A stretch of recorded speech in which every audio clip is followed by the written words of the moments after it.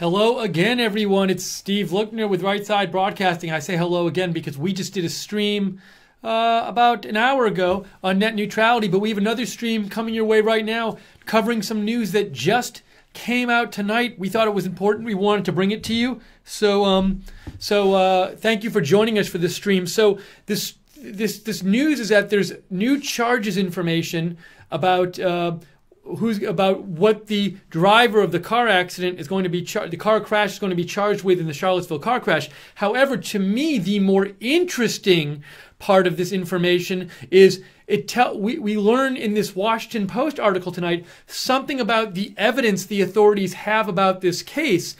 And so the one headline, and the headline that you see in the article is charge upgraded to first-degree murder for driver accused of ramming Charlottesville crowd. And I saw this tonight. This just came out. It was in the Washington Post.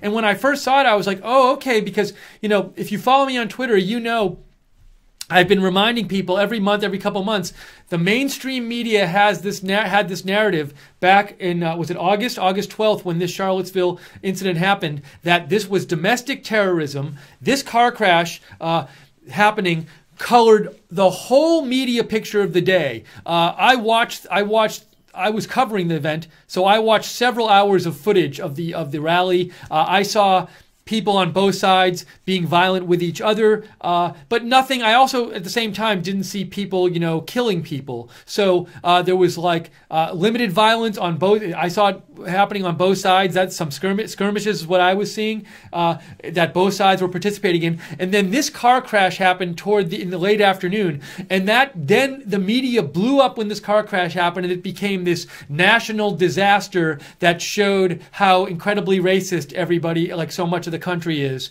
And it just, the whole coverage of this event was really rooted in this car accident and the media's perception of it. And as I've been saying on Twitter, since the accident happened, I came out that day and I said, look, all we know is that a car hit some people. We don't know why this happened. We just don't. And a lot of people got very mad at me for saying that. Now, I was just talking rationally in terms of evidence. We don't know how it happened because all we saw is a car driving down the street and plowing into some cars and causing a chain reaction, hitting people. And I said, it could have been intentional. It could have been terrorism. I don't know. But the media decided to just, and all these politicians just throw evidence out the window. Let's just assume what happened. Why bother with something like evidence and trying to reconstruct what happened and actually put together arguments about what could happen or not happen and waiting till all the evidence is in? Let's just decide based on what we saw in a video that this is exactly what happened. So that's what the media did, what politicians did. I didn't do it though, and so I've been tweeting out every few weeks or month. I say, look, we still have heard nothing from the authorities about what evidence they have on this guy, James Fields, who drove this car. I know the media said this was domestic terrorism, and I know politicians said it was domestic terrorism. It was no question about it. I just haven't seen the evidence yet, and I'm happy to believe it's domestic terrorism if somebody presents me with evidence for that.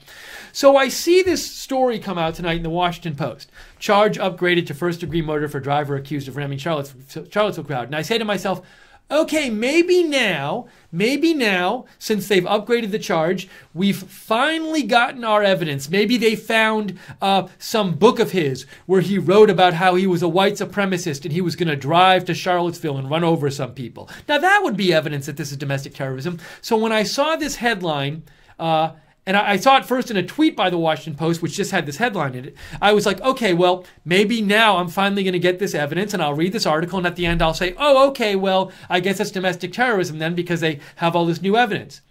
But I read the article, and it turns out there's no new evidence. And I'm not exaggerating now. There really is no new evidence for it being domestic terrorism. It's amazing. So I think this is very important. And actually, not only is there no new evidence, according to the article, the authorities seem to say there is not going to be any new evidence, and they haven't found any new evidence, and they're not going to find any new evidence. So there is no evidence. It's not so to me, this article doesn't just say, well, we don't know what the evidence is. It says we know what the evidence is, and there's no evidence for domestic terrorism in addition to the video. That's basically what this says. There's no evidence for domestic terrorism except for the video.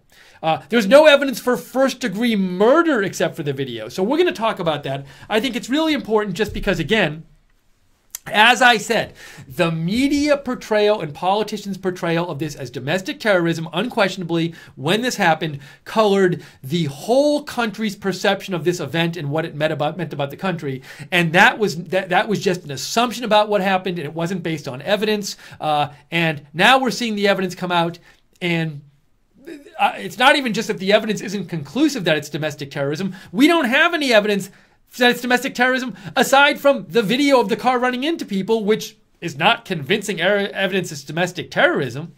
So let's go through the article, and I'll show you what I mean. I'll show you what I'm talking about here. So thanks again for joining us. Thanks to our moderators for being with us tonight. We got JC is moderating, and Jude is moderating. So thank you guys, and Common Sense and Gleno on the website. After I go through the story, I'll take your comments on this story, so you can, on this new news, so you can write to me at Lookner on Twitter, at LOOKNER. So let me go through this with you.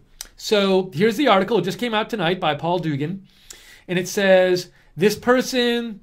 It says a self-professed neo-Nazi who allegedly used his car as a lethal weapon, at least they say allegedly, killing a woman and injuring 35 other people, blah, blah, blah, blah, was charged with first-degree murder Thursday after being jailed for the past 4 months on a lesser homicide charge. Okay, he's going to be charged. He's charged with first-degree murder. Fine. So James Alex Fields was arrested on August 12th, had been charged with second-degree murder. But moments after Fields entered a courtroom today for a preliminary hearing, the prosecutor announced that the main charge against him had been upgraded to first-degree murder. So they upgraded it to first-degree murder. Now why did they do that? Let's keep reading. He's also, they said 19 people were injured, and then it turns out there were more victims. There were 35 injured, blah, blah, blah, blah, blah. He's charged with eight accounts of aggravated malicious wounding, meaning that 8 of the people had permanent and significant physical impairment, blah, blah, blah, blah, blah. Okay. And people heard testimony. Hold it. A judge heard testimony and watched video, and then he ruled that this is enough to go to a grand jury. So the grand jury is going to be presented with this potential charge, and they're going to have to approve the charge of first-degree murder. Let's keep going here, though. This is just background. Let's see. It talks about the helicopter crash. Let's see. So what happened is there was video from a helicopter that was taken of the car crash. So it was captured on video from multiple angles, and let me show you this part here. Footage recorded from a Virginia State Police helicopter whose 2 crew members died. So they recorded some footage, and this was shown in the hearing today. And it says, the video shows counter-protesters gathered at 4th and Water Streets in downtown Charlottesville. Okay, so this is what the video showed. So, as I've said, the charge was raised today to first-degree murder, okay? Now we're going to hear why they raised this charge to first-degree murder, which requires premeditation. I'll get into that for a second. But why did they raise it to first-degree murder? Here's why. They saw this video from a helicopter today, the helicopter that ended up crashing, unfortunately. And it says, the video shows counter-protesters gathered at 4th and Water Streets in downtown Charlottesville.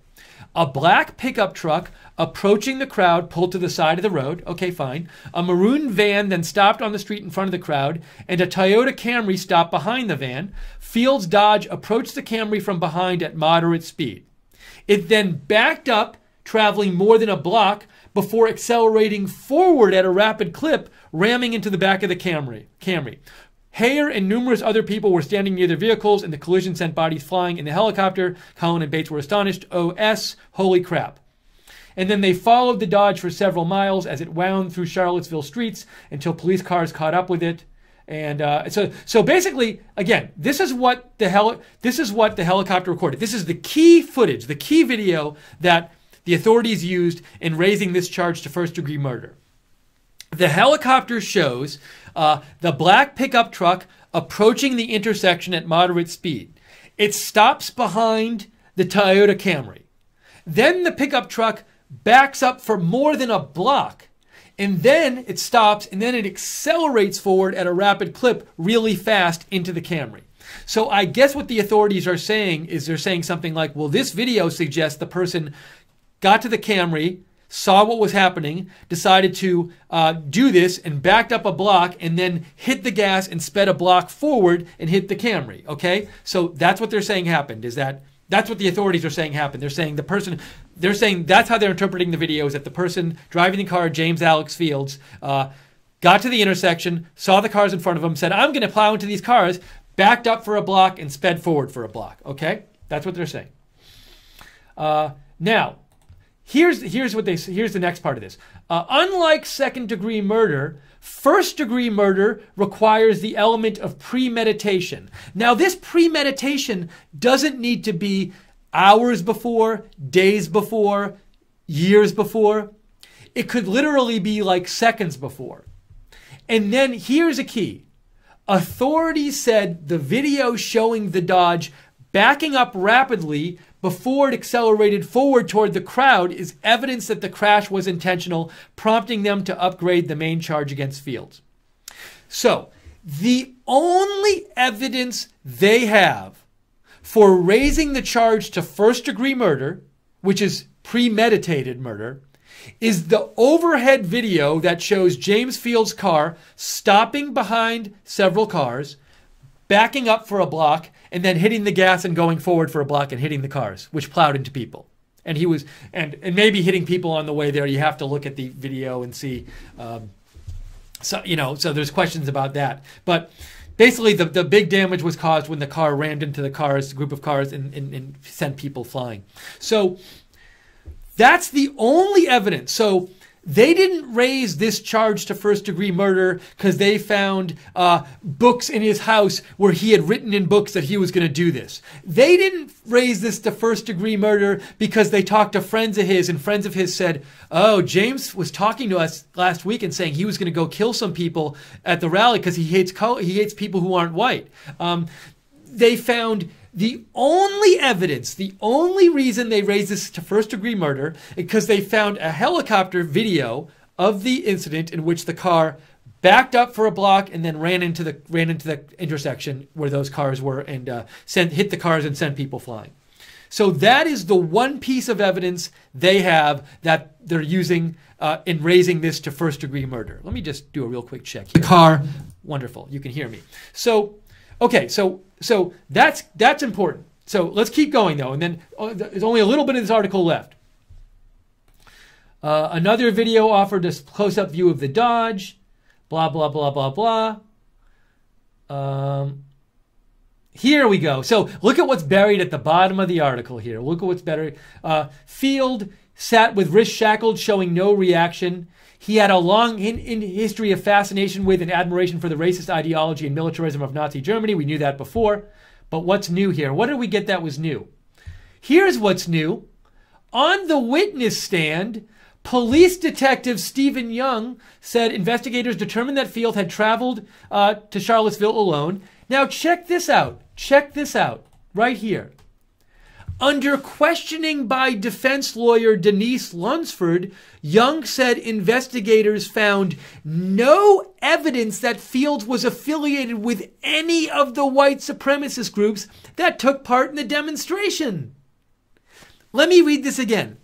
Under questioning by the defense lawyer Denise Lunsford, the police detective Stephen Young, said investigators found no evidence, zero evidence, that Fields was affiliated with any of the white supremacist groups that took part in the demonstration.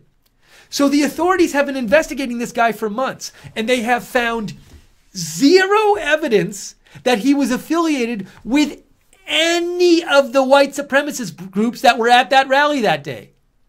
Well, this doesn't really agree with the narrative. The narrative was that this guy was part of these groups and that when he ran the car into these people, that was like part of what all the groups were doing there that day. And him running into these people was like a big part of, part of what the whole rally was about for these white supremacists. That's the way it was portrayed. It was portrayed as like, this car crash shows you what this rally was. But look what it says. It says the police have admitted, the police themselves are saying they just investigated the guy for months and they found literally no evidence that he was affiliated with any of the white supremacist groups at the rally. And also, guess what else is thrown here at the end of the article? Lunsford, the defense attorney, asked Young whether it was true that her client, after his arrest, inquired about the well-being of the people in the crowd, asking, "Are they okay?" Young said Fields did ask about the victims and was told one of them was dead. He appeared to be very shocked, Young said. Did he cry and sob? Lunsford asked. Yes, the detective replied. So look, we have a new detail here, that the driver, James Fields, asked about the people after, are they okay? And when he was told one of them was dead, he was shocked and he cried. Now, hold on. I thought the media was telling me that this car crash was basically part of this white supremacist rally. And this guy was part of those white supremacist groups. And this car crash somehow represented what this rally was all about. But what I'm seeing at the very end, buried at the end of this article, is that the police found no evidence in their investigation that this guy was affiliated with any of the white supremacist groups at the rally. And when he ran into the crowd, when he ran into those cars in front of them, he then asked if the people were okay, and he cried when he found out one of them was dead. This does. Oh, and also, I forgot.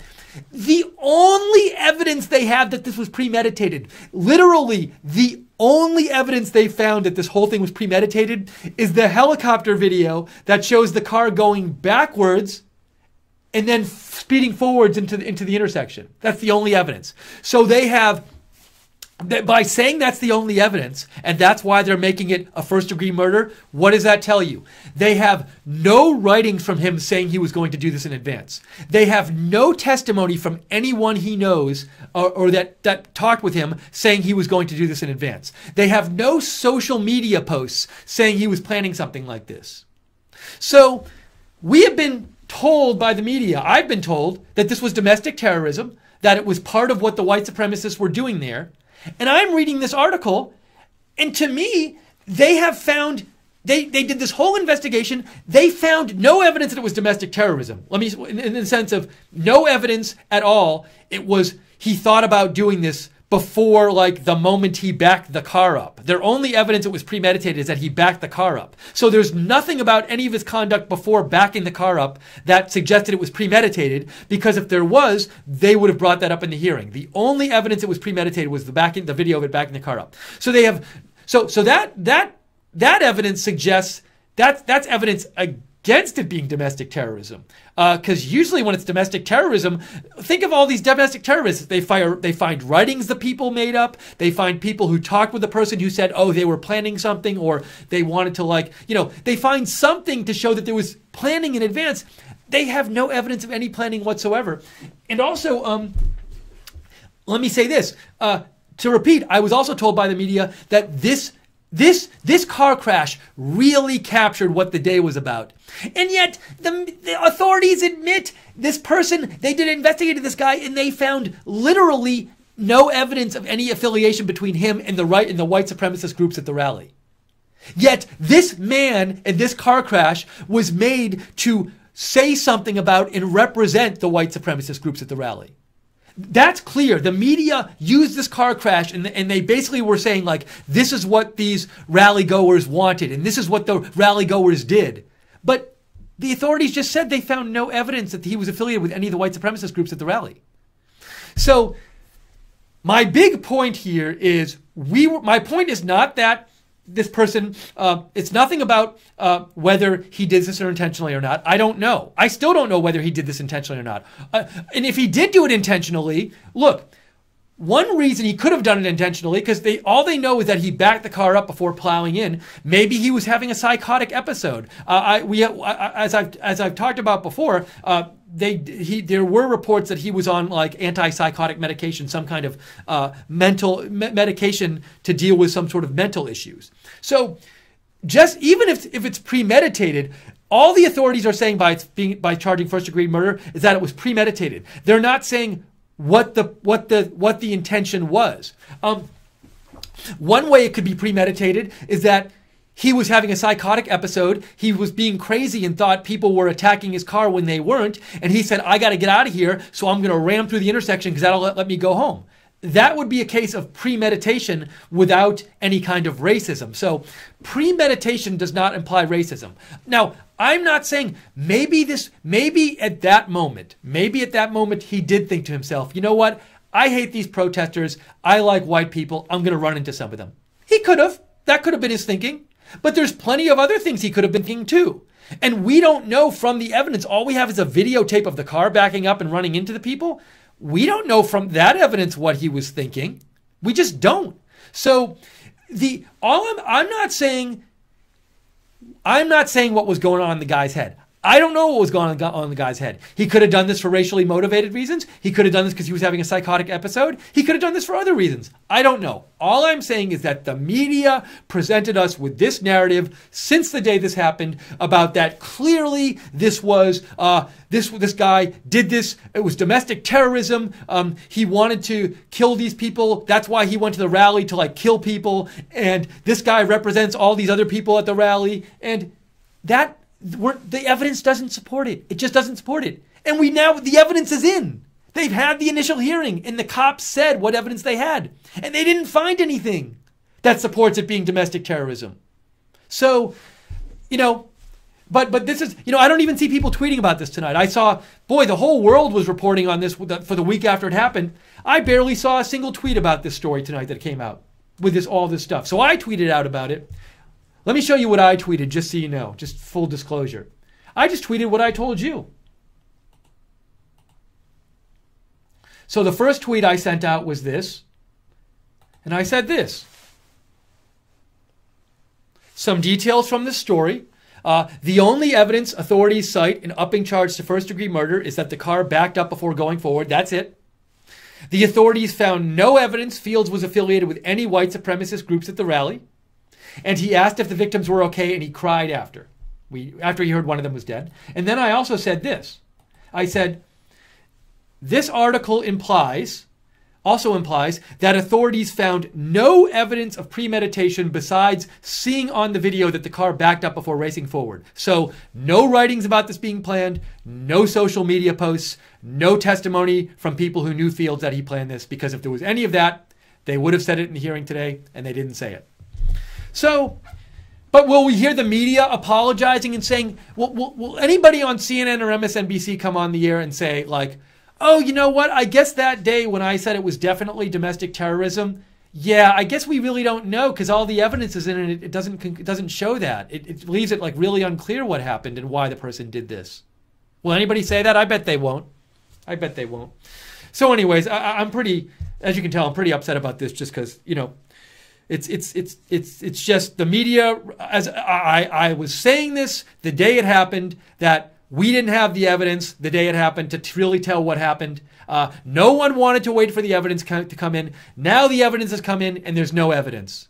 There's a videotape that shows the guy backing up before running into the people, which I could see somebody saying, well, that shows in that moment he meant to run into people. Doesn't say why he did that, though, and what he was thinking at the time. And no other evidence of premeditation whatsoever. And by the way, no evidence of any affiliation with any of the white supremacist groups who were actually at the rally. So there. Anyways, I want to hear what you guys think about this. So thanks for listening to me as I was angrily talking or being upset. So if you have any comments on this, write to me at @Lookner. I'm going to get to your comments now. Write to me on @Lookner. I really want to hear what you think about this story. Also, Thank you to the moderators again for moderating both the chat room and on the website. And if you like our coverage here at Right Side Broadcasting, if you like that you have one place in the media to turn to, I haven't seen this discussion anywhere else. I mean, I would tell you if I had, but I haven't. One place you can turn to for a rational, clear-headed discussion of what the actual evidence is in the James Alex Fields, he's the driver right here, what the actual evidence is and what it actually shows. If you like that there's at least one media source that's giving you a clear-headed, non-biased, calm, except for my anger, calm, rational discussion of the evidence, please consider donating to Right Side Broadcasting, because we are viewer-supported. The only reason we can be on the air is that you donate and support us. So if you'd like to donate, you can go to the bottom of the YouTube chat and click on the dollar sign at the bottom of the YouTube chat. There's a little dollar symbol there. Or go to rsbn.tv/donate, rsbn.tv/donate. We love being able to come on and cover the news for you. We want to keep doing more streams, but your support is what keeps us on the air. So wanted to say that. Also, to know, by the way, I keep noticing, why is my tie keeps moving over this way and my buttons keep showing? I don't know why that's happening tonight. Let me do that. That'll probably fix it. Also, if you want to know when we're coming on the air with our live videos, we've already done a couple tonight, so we come on with them all the time. Subscribe to us on YouTube and click the notifications bell when you subscribe. And follow us on Twitter at @RSB Network, on Facebook at Right Side Broadcasting. And if you like our videos, we would love if you shared it on Facebook and liked it on YouTube, because when you share and like our videos, that helps spread the word about Right Side Broadcasting. And hello to everybody watching on Facebook tonight as well. Oh, and you can follow me at @Lookner on Twitter, by the way. All right, so write me at @Lookner if you have any comments on this story. I'm interested in hearing what you have to say about this, if anything. I'll check my messages and see if anybody wrote me in about this. Don Loki says, if a couple of seconds is all it takes for premeditation, then just about every murder should be considered premeditated. So now, look, somebody might say this was more than a couple seconds, Don, because they might say, well, what the authorities are saying is we saw him back the car up for a block and then gun it forward for a block. But at the same time, I mean, my point I was saying before is that something can be premeditated in the moment, but just it being premeditated doesn't mean he did it 2 weeks, was thinking about it 2 weeks before, or even that day before he got to that intersection the first time. And it also doesn't tell you why he might have wanted to do it if he did it, if he did want to do it.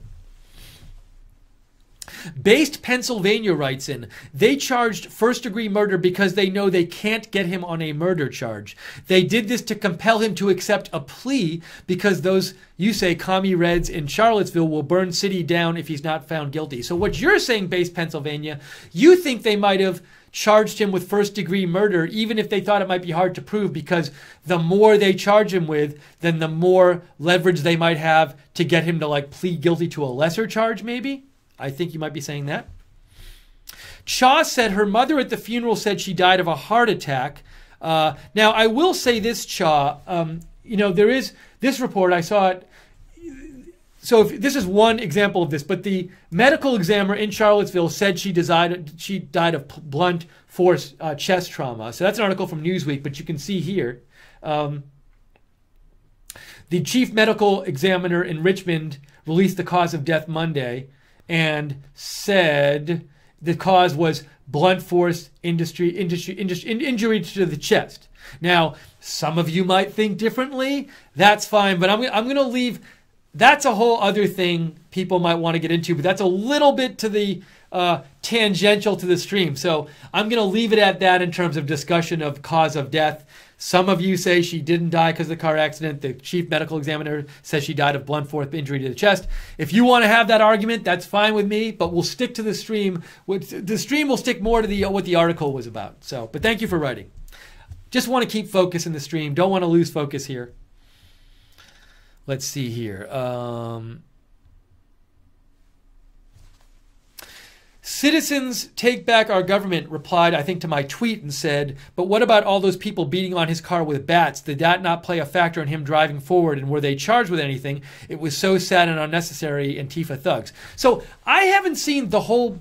I've seen video of people hitting his car with bats. What I haven't seen is, this helicopter video, which we haven't seen publicly, which I haven't seen, supposedly shows him driving to the intersection initially, backing up for a block, and then speeding towards the intersection and hitting.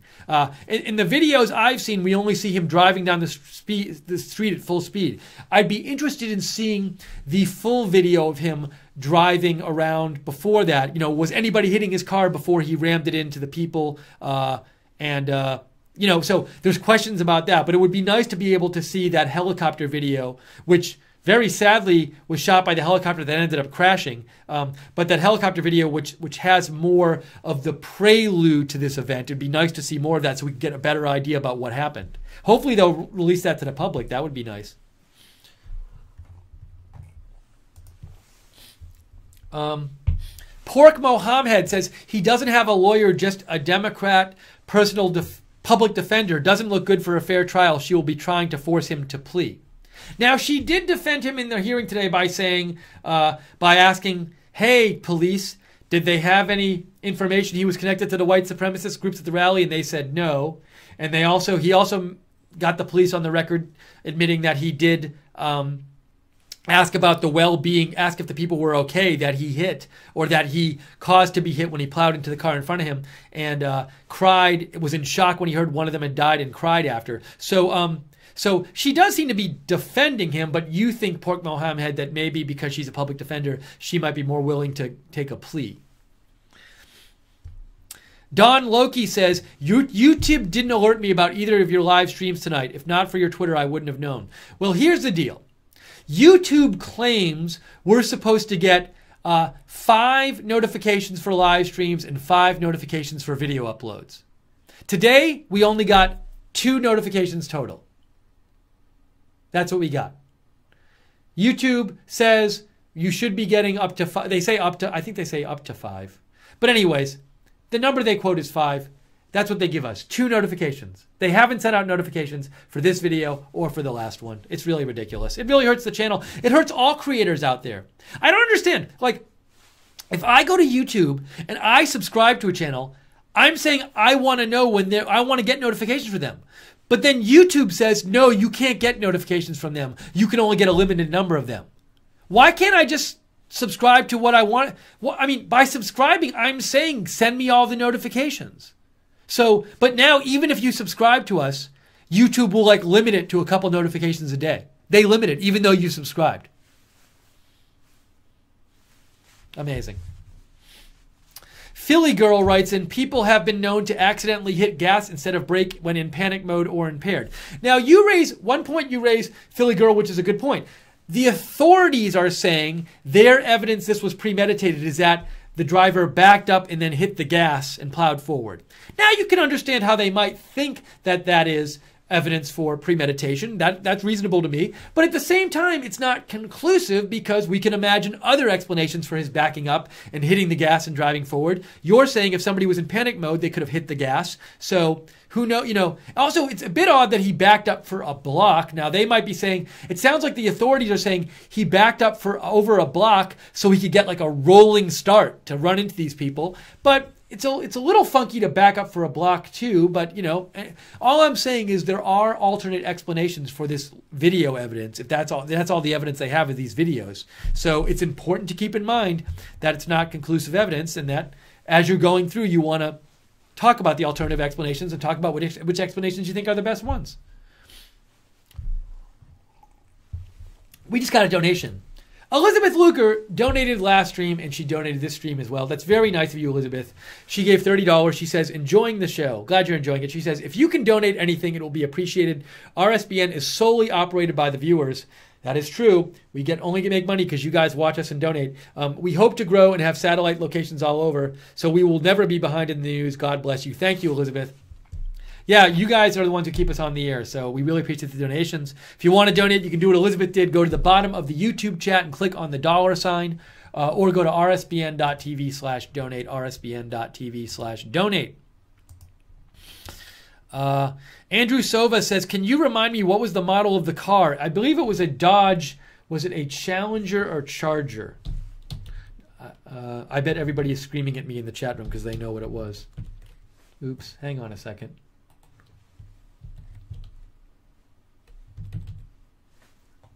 Hang on. I'm messing everything up here.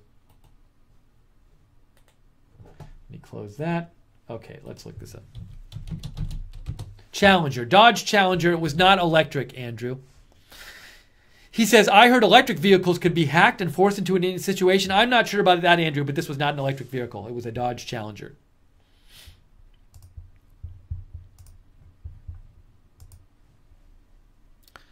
Okay, let me just check my messages here.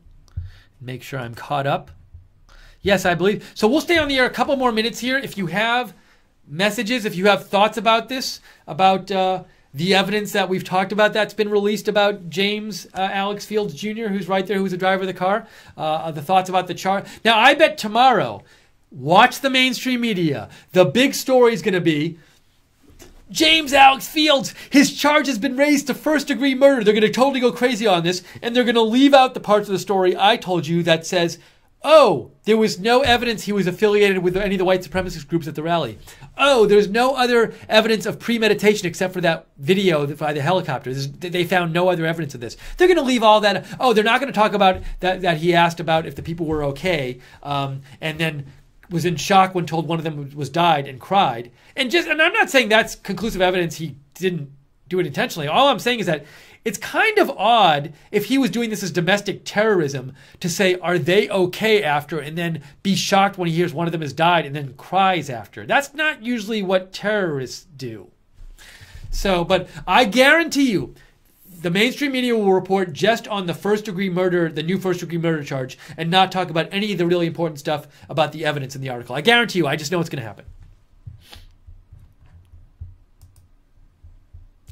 David Ops says both could be right. It could be the chief medical examiner says she died of blunt force trauma, which might not have killed her, but that caused her to have a heart attack. Yeah, so it's possible. Some people say she had a heart attack. It's possible that she got hit by the car or by a person who got hit by a car, and that caused her death.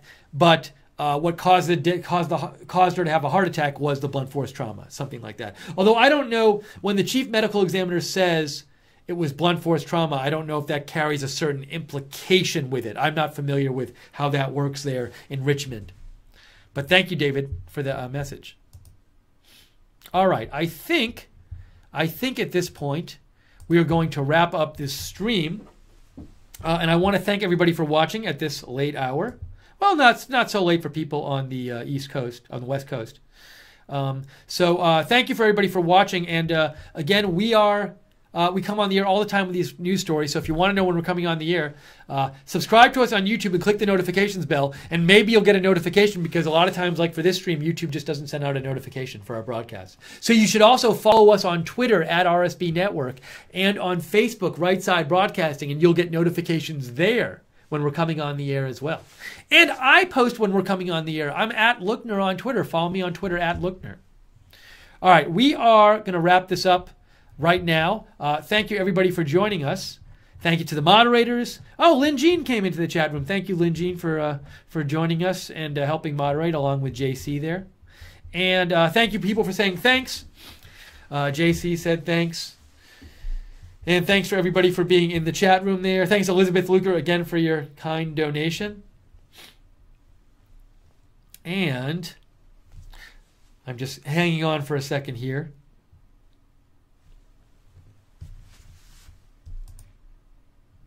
Thank you, Rose Helt, in the chat room.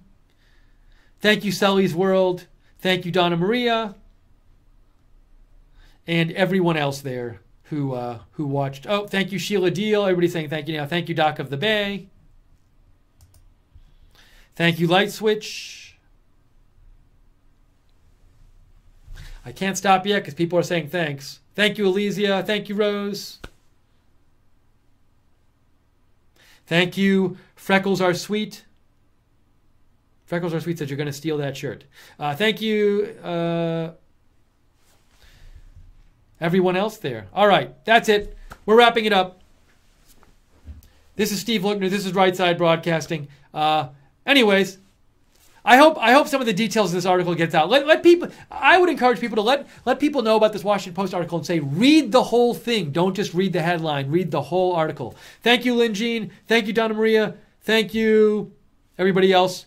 And that's it. All right. So thanks for joining us tonight. Glad we were able to cover this story for you. And if next time there's news, whether it's tonight, tomorrow, whenever, we'll be on the air. But for now, I am Steve Lookner. This is Right Side Broadcasting. Have a great night, everybody, and we will see you soon.